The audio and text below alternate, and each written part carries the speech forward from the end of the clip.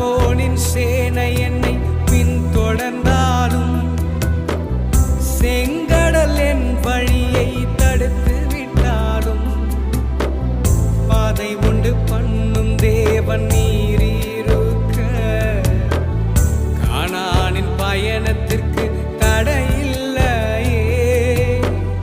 புல்லுள்ள இடங்களில் மேய்த்திடுவீரே, நன்மையும் கிருபையும் தொடர செய்வீரே.